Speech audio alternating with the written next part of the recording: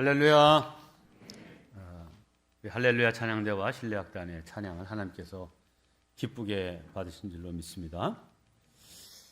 나라 한바깥으로 참 많은 위기와 위험들이 있습니다. 코로나 팬데믹이 계속되고 있고 또 동해안 산불이 참 걷잡을 수 없이 계속 번져나가고 또 이 시대에도 이런 전쟁이 일어날 수 있나 싶을 정도로 러시아의 이 우크라이나 침공으로 많은 민간인들까지 희생당하는 이런 모습을 시시각각 우리가 보고 있습니다. 미얀마 쿠데타로 인해서 미얀마는 아직도 제 기능을 발휘하지 못하고 사회가 제대로 동작하지 못하고 있는데 이건 뭐 세계 뉴스에서도 별로 다루지 않는 정도가 됐습니다. 참 어려움이 겹친 그러한 시대인데 이런 가운데도 하나님께서 우리 성도들과 가정 위에 또 이 세계 위에 샬롬의 은혜가 부어지시기를 주님의 이름으로 축원합니다. 오늘 본문이 들어있는 레위기 전반부는 제사법에 관한 말씀이 있음을 잘 아실 겁니다. 하나님께서 이스라엘 백성들에게 명하신 제사는 5가지인데 이 아래 표와 같습니다. 이 표를 우리 이현우 전사님이 잘 이렇게 보기 좋게 만들어 주셨습니다. 이 표는 밴드에 이렇게 오늘 올려드렸고요. 또 교회 홈페이지에서도 다운받을 수 있고 밴드에서도 다운받을 수 있습니다. 자, 번호대로 1, 2, 3, 4, 5 5가지의 제사인데 번제, 소제, 화목제, 속죄제, 속건제 이렇게입니다.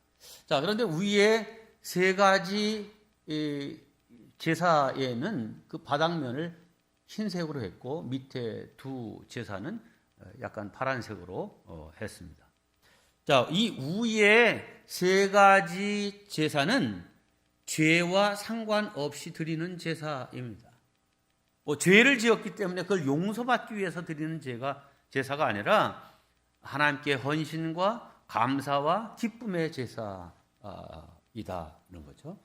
자, 우리가 잘 알고 있는 일천번제, 솔로몬이 드린 일천번제가 제일 위에 있는 번제인데 그것은 솔로몬이 무슨 죄를 지어서 드리는 것이 아니라 참 부족한데도 어린 나를 하나님께서 이스라엘의 왕으로 삼으신 것을 감사하고 이 직책을 잘 감당할 수 있도록 지혜와 명철을 주십시오라고 하는 이 간구를 드리기 위한 제사였죠.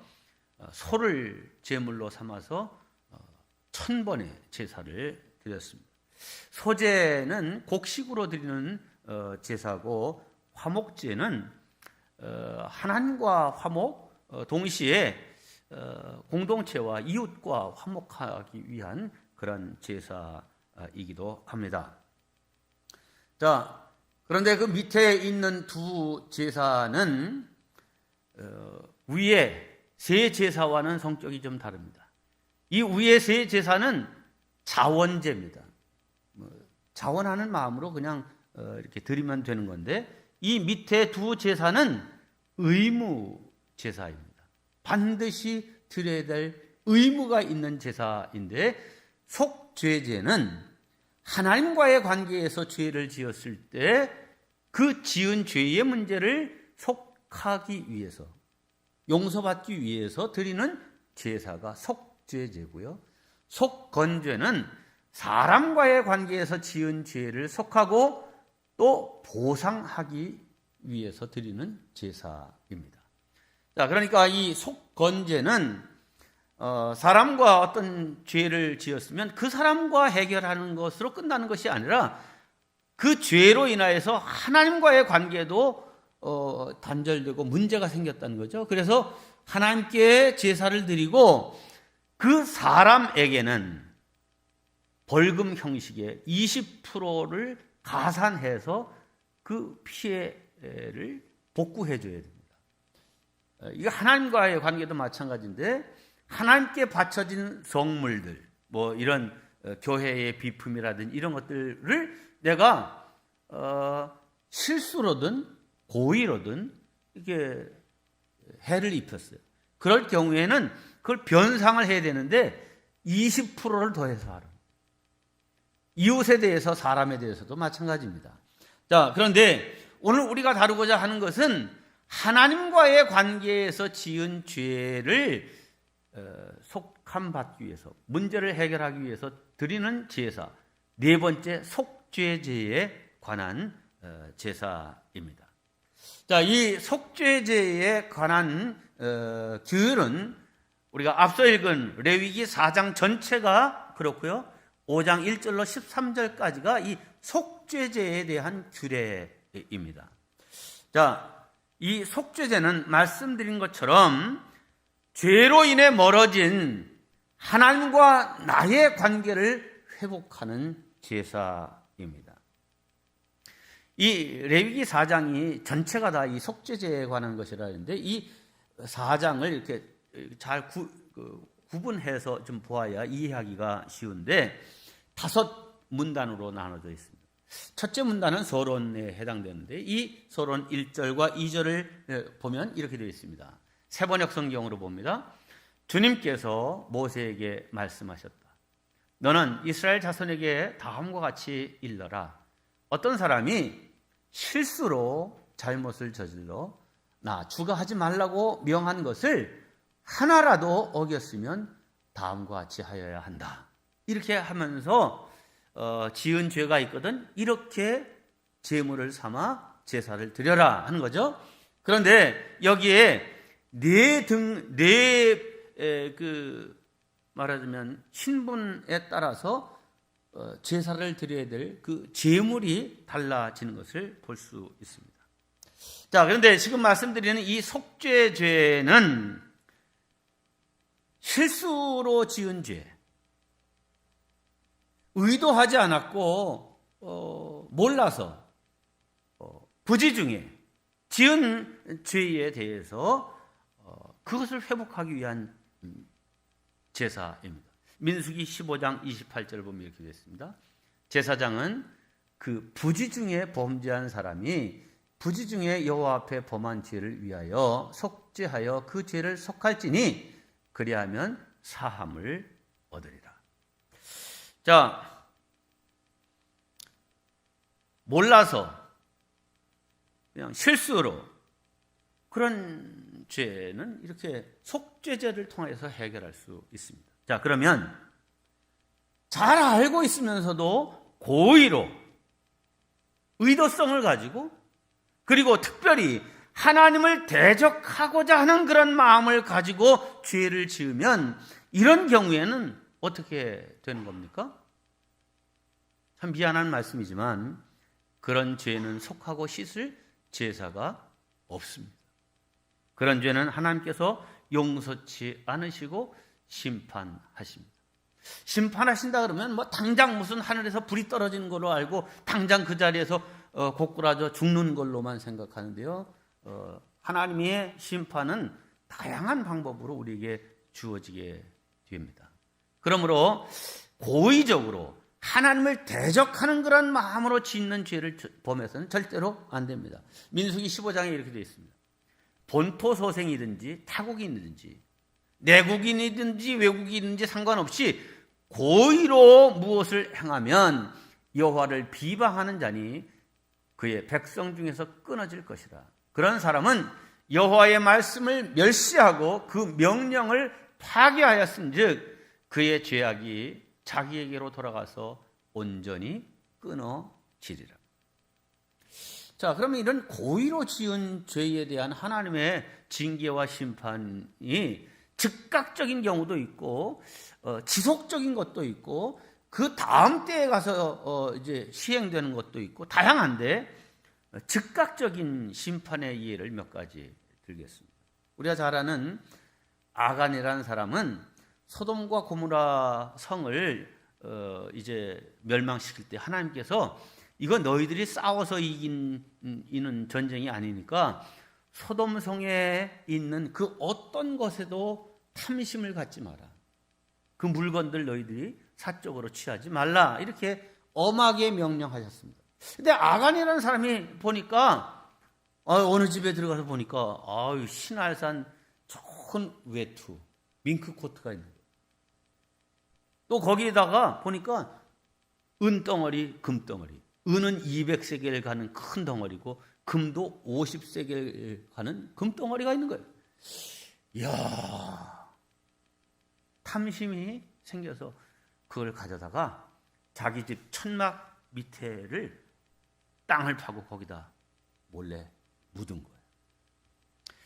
자, 그 다음에 이스라엘이 아이성 전투를 벌이게 됐는데, 이 아이성은 소돔 고모라에 비하면 지극히 작은 성입니다. 뭐 너끈히 이길 수 있는 그런 성인데 그만 아주 이 전쟁에 패하게 되었습니다.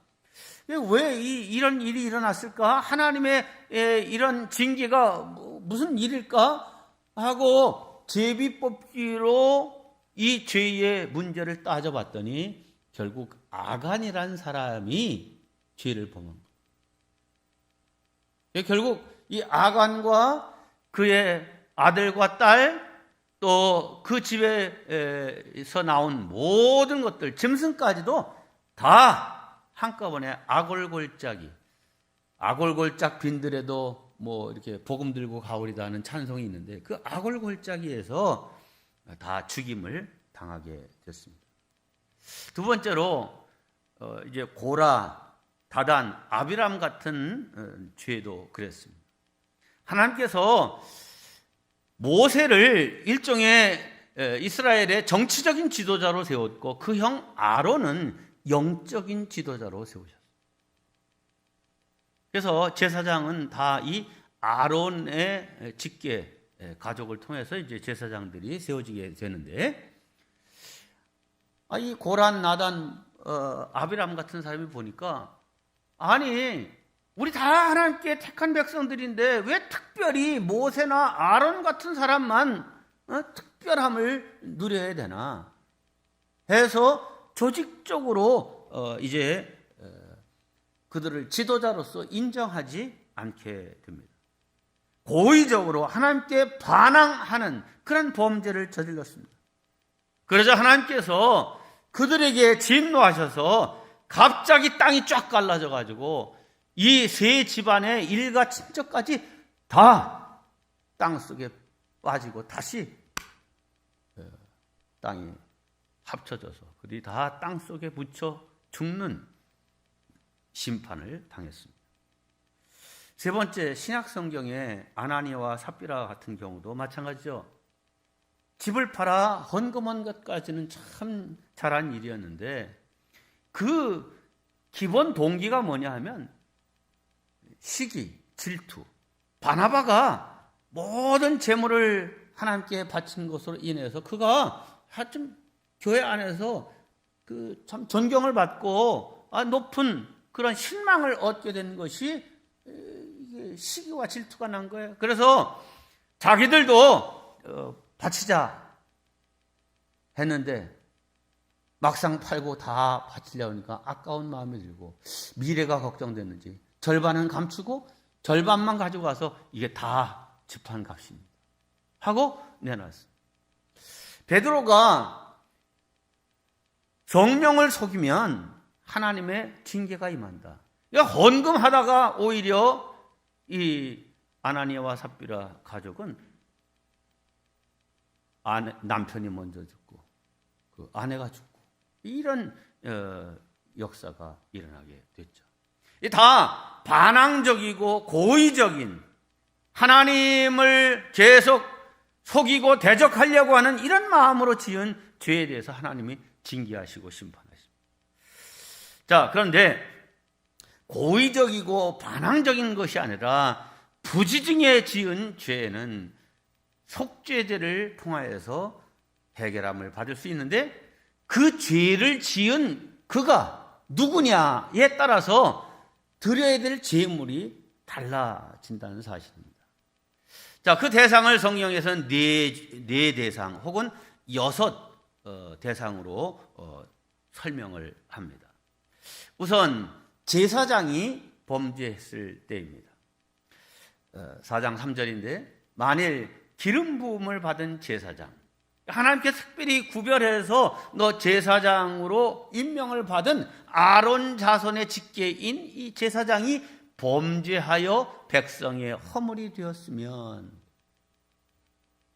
수송아지를 제물로 드리라 그랬어요. 자, 이 사실을 통해서 제사장, 하나님께서 구별하여 세운 사람이지만 그도 역시 죄를 짓는 죄인이고 용서받아야 될 죄인이고 허물이 있는 인간일 뿐이다라고 합니다. 그러니까 제사장을 목사로 비유한다면 여러분 목사한테 절대 순종해야 됩니다. 자기가 꼭 하나님 같은 위치에 서서 정죄해서도 절대로 안 됩니다. 똑같은 인간입니다. 그런데 반대로 성도들의 입장에서 이 제사장 너나 나나 똑같은 인간이지 라고 하는 차원으로 그 하나님의 기름 부으심을 대항하고 멸시하면 그 심판이 있다라고 하는 사실 동시에 기억해야 됩니다. 자, 제사장이 범죄했을 때에 송아지를, 숫송아지를 제물로 드리라 이렇게 했습니다. 자, 두 번째는 이스라엘 온 회중이 잘못을 저질렀을 때 13절입니다. 만일 이스라엘 온 회중이 여호와의 계명 중 하나라도 부지 중에 범하여 죄를 지으면 제사장과 마찬가지로 숫송아지를 제물로 삼아 드리라 하는 것입니다. 이스라엘 온 회중이 범죄하는 경우가 어떤 경우가? 모세가 십계명을 받기 위해서 이제 시내산에 올라가서 기도하는데 너무 안 내려오는 거예요. 이게 죽었지 이게 이렇게 있을 리가 없다. 자, 그래 우리를 인도하던 모세가 죽고 없어졌으니 우리를 인도할 하나님을 만들자 해서 온 백성들이 마음을 일치해서 그 형 아론에게 황금 송아지를 만들자는 거예요. 아론이 막 말리려고 애를 썼죠. 근데 막 이 아론을 죽이려고까지 달려드니까 결국 아론도 할 수 없이 허락을 해서 결국 황금 송아지를 만들죠. 금송아지. 온 백성들이 작당하고 잘못 결정해서 그야말로 하나님이 원하시지 않는 다른 길을 간 경우입니다. 자, 이런 경우에 어떻게? 제사장의 범죄와 마찬가지로 숫송아지를 제물로 삼아 드리라 하는 거예요. 세 번째 대상은 22절입니다. 만일 족장이 그의 하나님 여호와의 계명 중 하나라도 부지 중에 범죄했을 경우 숫염소를 제물로 드리라. 마지막 네 번째는 이제 27절입니다. 만일 평민의 한 사람이 여호와의 계명 중 하나라도 부지 중에 범하였을 경우는 암염소를 제물로 드리라 해서 제사장, 온 회중, 족장, 평민 이렇게 내려왔어요. 여기에 이제 두 이제 신분을 더 얘기하고 있는데 빈민과 극빈인데, 자, 이 사람들까지를 포함해서 부지 중에 지은 죄가 아닌 알고 있으면서도 짓는 죄 가운데 이 세 케이스는 너희들이 반드시 속죄제를 제사를 드려야 된다 하고 15장 1절로 13절에 말씀하고 있습니다. 세 케이스는 어떤 케이스냐? 첫째, 재판의 증인이 되었는데 당신이 그 범죄 현장에 있었으니까 나와서 이 재판에서 증인을 서라. 당신이 본 일, 들은 일 이거 진술해라. 그런데 나는 그런 거 못합니다. 그런 거 안 합니다. 하고 거절해요. 그럼 이 사람이 범죄를 저지른 사람입니까? 아니죠. 그냥 봤어요. 들었어요. 자, 그런데 본인이 죄의 당사자는 아니지만 또 거짓말을 하는 것도 아니지만 아는 사실을 말하지 않는 것, 이거 하나님 앞에서 죄다 하는 거예요.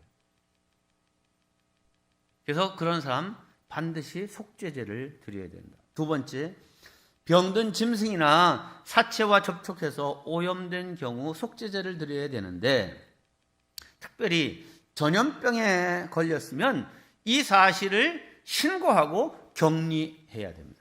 요즘 우리 코로나 상황과도 연관이 있다 생각합니다.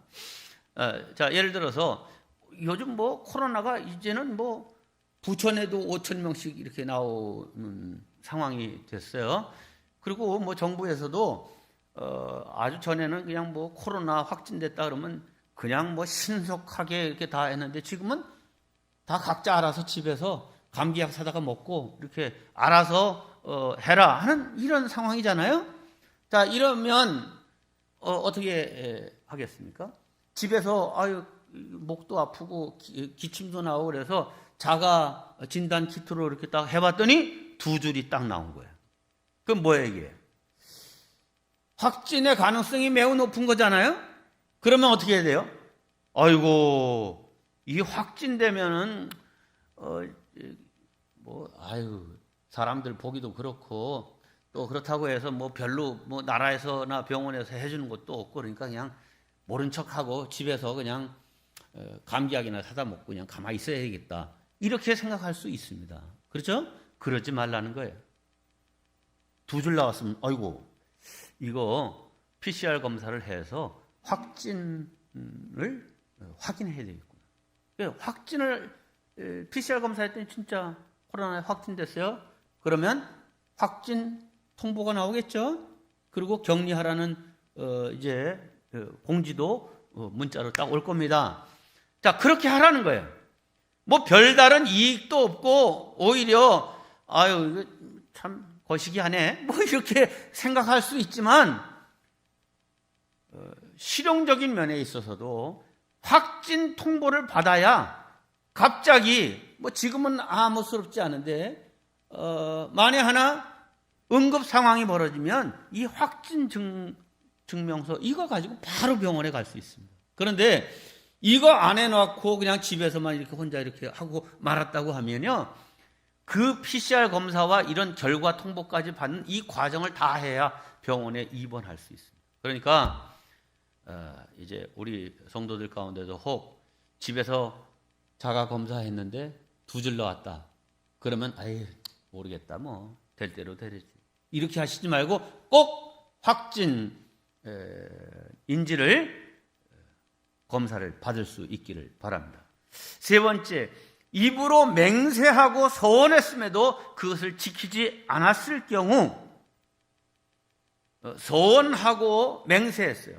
근데 형편이 서원했는데 금방 해결이 됐어요. 아유 이거 때가 돼서 그냥 해결된 건가 보다, 이런 식으로 생각하지 말라는 거죠. 또 그렇게 하려고 마음을 먹었는데 그럴 형편이 도저히 안 돼. 그런 경우에도 반드시 속죄제를 드려야 됩니다.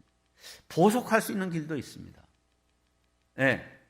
그것도 다 형편에 따라서 제사장이 너는 그것을 대신하여, 네가 서운한 것을 대신하여 이렇게 하라 얘기할 수 있고요, 지쳇말로 깎아줄 수 있습니다.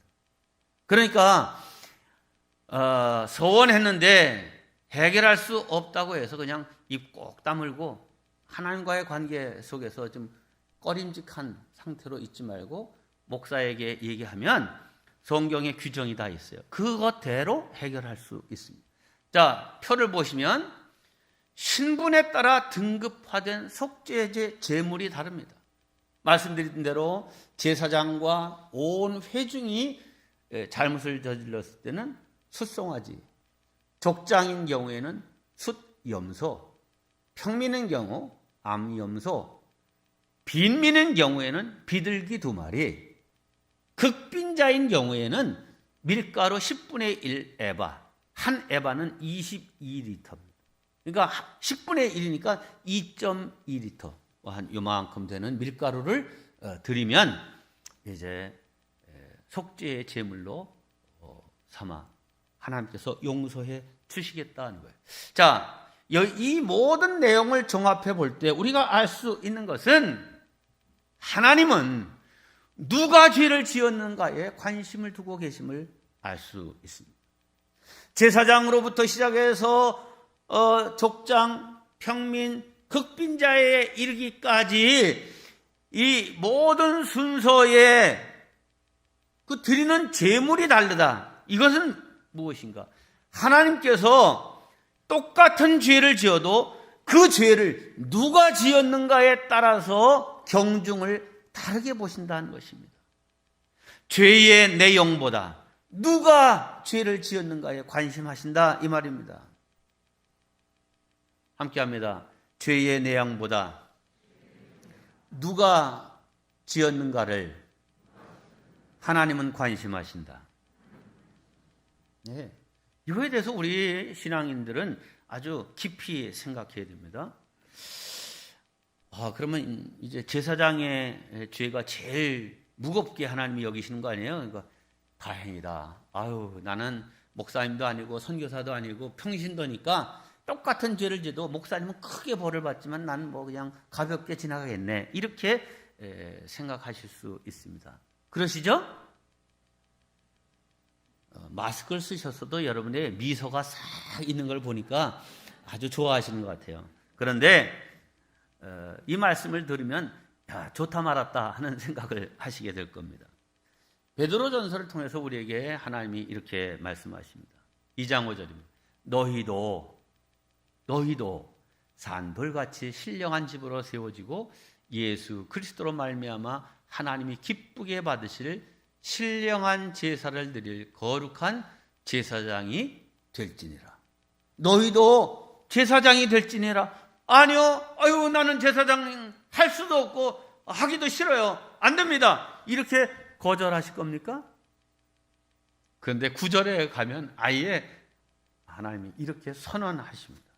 9절입니다. 너희는 택하신 족속이요 왕같은 제사장들이요 거룩한 나라요 그의 소유가 된 백성이. 너희는 왕같은 제사장들이야. 아예 이렇게 선언하십니다. 네. 자, 이 말씀은 두 가지 의미로 다가옵니다. 하나는 이렇게 부족한 사람을 하나님이 제사장 삼으시고 그것도 왕같은 제사장으로 삼아 주셨으니 참 영광이고 기쁨이다. 이렇게 생각할 수 있습니다. 그런데 이 레위기 4장의 말씀에 근거해 보면 이 선언은 우리에게 아주 부담스러운 말씀이 되기도 합니다. 하나님께서 가장 그 죄의 무게를 무겁게 보시는 대상이 제사장인데 우리를 제사장이라고 말씀하시니 참 힘들다. 이런 생각이 들죠. 여러분, 다시 말씀드립니다. 하나님은 무엇을 잘못했는가를 묻기 전에 누가 잘못했는가를 물으신다 이 말입니다. 참 놀라운 것은 이 엄청난 비밀을 세상 사람들도 다 알고 있는 것 같습니다. 여러분, 세상 사람들은 교인이 잘못하거나 목회자가 잘못하면 크게 비난합니다. 똑같은 잘못을 저질렀어도 기독교인이 잘못하고 교회가 실수하면 더 엄격한 목소리로 심판의 잣대를 들이댑니다. 왜 이런 현상이 일어날까요? 저는 이렇게 생각합니다. 하나님께서 세상 사람들의 마음에 하나님의 심판의 잣대를 심어 놓으신 것입니다. 그래서 세상 사람들이 우리 믿는 사람들에게 제사장과 같은 높은 도덕성과 신앙과 깨끗함을 유지하기를 기대하고 있다 이 말이에요. 자기들은 비록 세상 사람으로 살아가는 방식이 그렇지만 적어도 그리스도인이라고 하는 사람들, 교회에 다니는 사람들에게는 제사장과 같은 사람으로 그렇게 살아가기를 기대하고 있다 이 말이죠. 네, 이것이 우리 성도에게 주어진 책임입니다. 자, 우리는 제사장으로서 하나님과 세상 앞에서 겸손한 그리스도인이 되어야 합니다. 자, 지금 특별히 코로나 팬데믹을 겪으면서 성도님들께서 저를 만날 때 이런 이야기를 하는 분들이 종종 있었습니다. 목사님, 아니 교회가 뭘 그렇게 잘못했다고 세상 사람들은 그냥 뭐 교회가 뭐 이 감염병의 원인이고 전파 아주 소굴인 것처럼 이렇게 합니까? 아니 교회처럼 여기 잘 방역 수칙 잘 지키는 곳이 어디 있습니까? 아니 시청 가보니까 시청 식당에서도 밥 다 먹고 다 그러는데 왜 교회만 밥 못 먹게 합니까? 뭐 이런부터 시작해서 여러 이야기를 합니다. 아니 교회가 사회에 끼친 선한 영향력이 얼마나 많고 공헌하도 하는 바도 큰데 세상 사람들은 왜 교회만 가지고 자꾸 비난을 쏟아내는지 참 억울합니다. 아마 이런 마음 가지신 분들 다 있을 겁니다. 그런데 여러분, 이것이 바로 세상 사람들이 우리에게 거는 기대입니다. 자, 여러분, 세상 사람들이 우리에게 그렇게 기대를 하는데 하나님이 우리를 보실 때는 그럼 어떻게 보시겠는가? 야, 니들 세상에서 핍박을 당하는구나. 괜한 오해를 많이 받는구나. 그래, 내가 위로하마. 괜찮다. 이렇게 하실까요? 아니면 얘들아, 내가 너희들한테 기대하는 수준이 바로 그거야. 세상 사람들이 그렇게 바라보는 기준, 이게 내 마음이야. 이렇게 말씀하실까요? 저는 후자라고 생각을 합니다. 네, 우리 그리스도인들, 하나님의 제사장이라고 불리우는 우리는 뭐 그것이 비록 세상 사람들과 비슷하거나 오히려 더 적은 죄라 할지라도 하나님께서는 실망하시고 우리를 크게 책망하실 것은 아주 당연한 일입니다. 베드로전서의 말씀으로 설교를 마무리합니다. 앞에서 봤던 말씀이에요. 너희는 택하신 족속이요 왕같은 제사장들이요 거룩한 나라요 그의 소유가 된 백성이니 이는 그렇게 삼은 까닭은 너희를 어두운 데서 불러내어 그의 기이한 빛에 들어가게 하신 이에 아름다운 덕을 선포하게 하려 하십니다. 하나님의 아름다우심, 그 선한 것을 선포하고 드러내도록 너희를 세상의 제사장으로 삼았다 한 것입니다. 자, 이 사실을 우리 마음속에 새기면 나는 세상의 제사장으로서 내 마음과 내 생활과 내 삶을 더 하나님의 뜻에 맞춰 조율해야 되겠구나. 우리의 심령을 그렇게 새롭게 하심으로 삶을 정결케 하고 하나님의 아름다운 선한 그 영향력을 선포하는 세상의 제사장의 역할을 잘 감당하는 우리 모두가 되기를 주의 이름으로 축원합니다. 기도하겠습니다. 우리의 죄와 허물을 용서하시어 온전케 되고 새 출발하기를 원하시는 주님, 구약 시대에는 짐승과 곡식을 제물 삼아 드리는 제사법으로 길을 열어주시고 신약 시대를 사는 우리에게는 예수님이 친히 희생의 어린 양과 제사장이 되셔서 단번에 용서와 화해의 길을 열어주신 은혜를 감사드립니다. 받은 용서와 은혜도 크지만 또한 당신의 자녀들에게 거시는 주님의 기대 또한 큼을 잘 알고 세상에 대하여 빛과 소금의 직분을 잘 감당케 하여 주시옵소서.